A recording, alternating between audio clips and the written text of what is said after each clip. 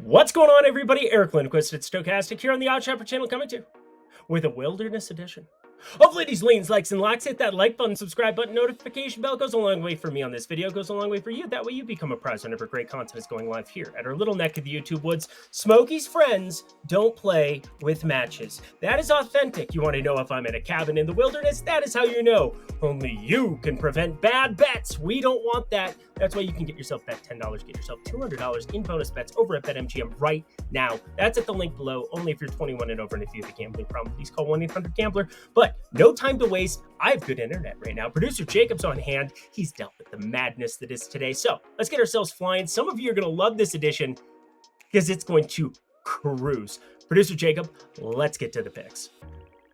Our day begins with the return of Chris Bryant here to a lovely Wrigley Field, and that's going to be a fun narrative that we're going to be tracking here in this one. You got Davis on one side, not exactly sure. I think it's going to be Jameson Taillon who ends up going on the bump here for the Cubs, but that is still TBD. Yeah, you know me. No, there are no times for jokes here. No time for jokes. In fact, there's not really any time for anything from this game because it's a disaster. So the Cubs -1.5, plus 110. Going to pay attention to the win. Going to see props tomorrow, but as of right now, not a play for me. To the Brewers and the Fishies, that'll be a fun one. Corbin Burns, pretty much the only thing I even want to touch on here. We don't know who exactly is going to be pitching for Miami, and a number of different options for them. Not sure what they're going to be rolling with here, but the Milwaukee side, Corbin Burns is very good at the pitching of the baseballs, and we're going to back him in some capacity with this 25.4% K rate, 32.9% hard hit percentage, and I think strikeouts are probably the best way to do this in Miami. Yeah, there's some strikeout prevention at the top of this lineup, but at the same time, friends, don't let friends not bet on Corbin Burns in a great pitcher's ballpark. So up to 8 Ks, I think we can look at a little bit of a ladder. Chaos is a ladder. That's a Game of Thrones thing. Who cares? I'm in a cabin with no lighting. Let's keep going, friends. Corbin Burns up to 8 Ks. We have the Pittsburgh Pirates taking on the Cincinnati Reds, and really nothing but Brian Hayes is something I really want to target here. Andrew Abbott's got some decent enough strikeout stuff, but on the whole, I'm literally looking at Brian Hayes with his nearly 50% hard hit percentage. What a comeback season for the highly touted, the highest paid player in the history of the Pittsburgh Pirates organization, Brian Hayes, after a pretty lackluster 2022. So 49% hard hit percentage, 13-degree average launch angle in a great hitter's park against a fly ball pitcher in Andrew Abbott, who has a ridiculous 37.2% fly ball percentage. So we're going to back Brian Hayes to go yard in great American small park. Anything better than plus 335, that's the established break-even number for me. Tampa Bay, cool. Lean. Two really good pitchers, efficient line, 7.5. I don't want to back Chris Bassett as a dog here. Both teams trying to win. Maybe a prop shows up, but in this ballpark with this total, not looking great. Let's just go on. Kind of a crazy play for me here. Brandon Pfaadt going up against Carlos Rodon. And Rodon, I don't think he deserves the kind of respect that odds makers are going to be giving him here in this spot. We're looking at anything north of plus 130, plus 135 that is in play for me on the Arizona side. Don't want to get carried away. And maybe Yankee money does come in here. But Brandon Pfaadt, coming from the PCL, he was a very highly touted pitcher, had a really rough season, but this is a Yankees team that is watered down. He's got to get by Jake Bauers as the really only difficult lefty that'll exist in this lineup for tomorrow. And Carlos Rodon hasn't been good, no doubt about it. 286 expected batting average, 498 expected slugging. So I'm looking at the Arizona side for a half-unit play. Let's continue on to my favorite play of the day, and this one deserves like at least maybe 10 more seconds of discussion, but that's all the time I really got for you here. Charlie Morton, Patrick Corbin. If you looked at the pitchers, knowing what you know about them in the year of our Lord 2023, you probably already know I am going to be on the Atlanta side of things, but it's to the extent of which I'm on the Atlanta things. Had to make sure that -145, I locked this in because this could get to that -160, -165 situation. Now, there's enough young players for Washington, so the good ones, the Lane Thomases and such, they're not going to be skipping out on many days towards the end of this season. They want to establish them if they're the Nationals, but you never know. And the Atlanta Braves, until they lock in that one seat over the Dodgers, they are going to be playing full bore baseball. Nice to be able to hit that Matt Olson home run on Thursday. That felt great.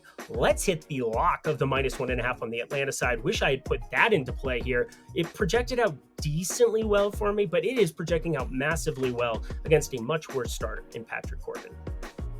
Next up, we have the Phillies hosting the New York Mets, and over 9, just going to be a lean. Nothing really stands out to me in this one, Tyler McGill going up against Taijuan Walker. I'm not going to back Walker at a -159 number, and I'm not going to back McGill at a perfectly efficient spot here. 11 total. 11 total? There's no way. It's going to be like 9.5, 9. 9 was the established number. Over of 9. If it were 11, I would take the under, but I think that's an alternate line. Looking ourselves at the over of 9 as a lean. Nothing projecting out well in this one. To the Cleveland side of things we go. They host Baltimore, and Baltimore, they're really, really good. But Shane Bieber on the mound, he's going to pitch up to 80 pitches here, and he hasn't had the strikeout stuff of days of yesteryear, but yet he's been extremely efficient when healthy, which is not this year. Not this year, Fens. His absence, definitely kind of the reason the AL Central went to the Twins, that's for sure. But Dean Kramer on the other side of this one, it's just not feeling like a spot that we really want to be invested. It's going to be a competitive game. Nice for Cleveland to show up and join the party and play a little bit of spoiler there on Thursday. But normally we've been backing Baltimore as road dogs pretty convincingly, except for last week against Houston. Jokes on me. But in this spot, just going to be staying away from everything and just enjoying the party. I don't know. 75 to 80 pitches of Bieber. What are we getting? What's the form of it? I don't know. But this number doesn't make me really want to find out. Under of 8 if you have to do anything. My friends, my dear friends, BetMGM, the link below. Fire it up, bet $10, get yourself $200 instantly. That's 4 $50 bonus bets when you sign up in that link below. Super easy, super efficient. Why wouldn't you take advantage of this? It's another sportsbook in addition to DraftKings, FanDuel. We just got done with the Caesars promotion, but this has an entry point of $10. $10 gets you 4 $50 bonus bets. That seems pretty convincing to me. That's a gigantic return on your money if you can get one of those $50 bets to get to the finish line. So friends, fire it up over at BetMGM. Sign up at the link below. Only if you're 21 and over. And if you have a gambling problem, please call 1-800-GAMBLER. On we go with the picks. I feel like I'm at auction right now. Being a bit of a 500 and a Tukey Toussaint going up against Chris Sale. Chris Sale, this is a wide number, -213. You never know what iteration of the Red Sox you're going to get on a day-to-day basis. Sometimes it's the A team. Sometimes they're rolling into Bobby Dahlbeck's starting to have a pulse again, which is scary. Maybe they can get some type of trade value out of him coming into next season because Tristan Cassis, when healthy, which he's not playing the rest of this season, that's the guy that they want playing first base for the future here. One of the best hitters in baseball in the second half of the season after the All-Star break in terms of WRC plus against right-handed pitching. As for Tukey Toussaint on the other side, he has enough of a ground ball profile that I think this is getting interesting. We're sitting at +190. I think if we can get that thing north of +200, little little upward progression, if you will. Upward progression, that would be good. That would be real good. Chicago money line. I'm leaning that direction, but I want a little bit better number. Otherwise, I'm happy to pass on this game. Hey, who's one of the best Hi, friends. Who's one of the best hitters in baseball when it comes to hitting right-handed pitching? That is Corey Seager. Corey Seager's projecting out at +265 for a break-even number for me. That's like an auto play here, even against a good Bryce Miller. He's a young pitcher that's just had some really good stuff for the course of this season for Seattle, but going into a neutral ballpark in Arlington as opposed to his home park of T-Mobile, I think Corey Seager to hit a home run, a really good play here if we get the correct number. As for this game, yet another efficient line. It's almost like the books are good at setting these numbers.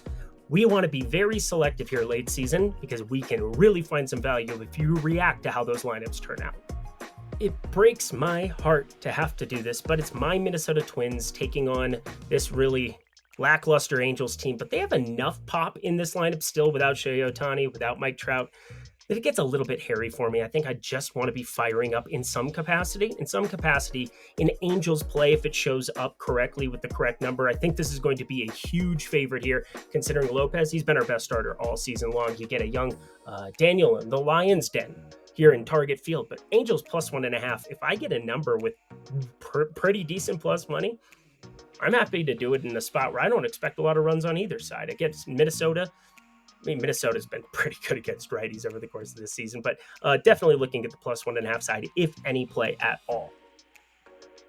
I'm not really sure what to do with this game, but we've seen Framber Valdez and Cole Ragans. These two, I did that out of order. Cole Ragans has been awesome when healthy, and they just found kind of a gem, somebody that's started to turn it on. I think they want to be very careful with his innings coming down to the end of the season, because if this strikeout stuff carries over into 2024, because that's the next year, that's how time works. You could be looking at a real steal with Reagan's, having Brady Singer come back after a year off, not playing the World Baseball Classic next year, that's for sure. Get some kind of value there. Think Framber Valdez on the other side. This is a pretty high price to pay for a pretty inconsistent pitcher throughout the season. This is obviously a great spot where you can find success, but giving up too much hard hit, ground ball rates come down this season. Looking at a pass or play on Cole Reagan's, up to 5Ks here, 6Ks, a Houston team that doesn't strike out a lot, but maybe there's value. Fingers crossed. 3 more games to go. Hit that like button, subscribe button, notification bell as we go to the Oakland money line. Because I don't want to talk about Detroit and Oakland. Do you want to talk about Detroit? Gibson Long, Ken Waldichuk. How much wood could a Waldichuk chuck if a Waldichuk could chuck wood? Answer, not very much. But you know what? He's the better side of this one. Oakland money line, I hate everything. The St. Louis Cardinals playing for absolutely squattily diddly douche going up against the San Diego Padres. I have very little interest in backing this Waldron fellow, this Hudson fellow. Dakota Hudson we're more familiar with. He's the devil that we know. This Waldron guy with north of a 5 ERA just starting to get his wheels spinning at the big league level. They're spinning in reverse or, not. They're like in mud. Like this. It's bad. Looking at Waldron, get out of here. Hit eject. Do not play this game unless you're going to play the St. Louis side. And I know it's a tough ask because you never know who you're getting on a day-to-day basis. Mixing in Alec Burleson in the 3-hole. What a time to be alive. St. Louis money line, just a lean. Do not play this game. Last game, think this is a fun one, though. How many times have we backed the Los Angeles Dodgers here in recent weeks? The answer is a lot. Backed them again on Thursday night. They continue to project out well. And now Sean Manaea going on the mound. This is going to be a strange situation, as I do think we're going to run into Gavin Stone, who has been just horrible for the Dodgers. But he's going to have a short leash, a very, very short leash. They don't have a lot of bullpen arms that need to get utilized. We'll pay attention to Thursday's report, but I have this as a lean because we need the numbers. We kind of need the numbers. But the point is, the Dodgers run line is so fruitful because top to bottom, you know how good they are. I know how good they are. They are always going to project well against a guy like Sean Manaea, who has the kind of strikeout stuff that we were expecting coming into this year in a bounce back year. But at the same time, it's the Los Angeles Dodgers here. So I'm going to be paying very close attention to props, to even like Manaea props. I think are kind of an interesting thing. You could find some type of leverage in terms of Ks, but also earned runs allowed. We found a couple of exotic props like the 17.5 there for Kadai Senga over on X at Eric Lindquist. Go follow me there. Going to be adding a bunch of different plays here for you guys as I am again in the wilderness here on Friday. No live shows for me over the weekend, but looking forward to being back with you on Monday. And that does it for another edition of Lindy's Leans, Likes, and Lacks. You know what to do. Go to that comment section below. Let me know if you enjoyed the rapid fire round. Less than 15 minutes here to go through the entire Friday slate. I'm going to be updating you on Twitter at Eric Lindquist. Go follow me there over on X. Excuse me. I'm just making stuff up. Smokies, friends, don't play with matches. But you know what? They're going to match your money and then some over at BetMGM. So fire that up. $10 gets you $200 at the link below. Only if you're 21 and over. And if you have a gambling problem, please call 1-800-GAMBLER. That does it for me, friends. Until next time, I'm Eric Lindquist. Best of luck in the MLB streets on Friday.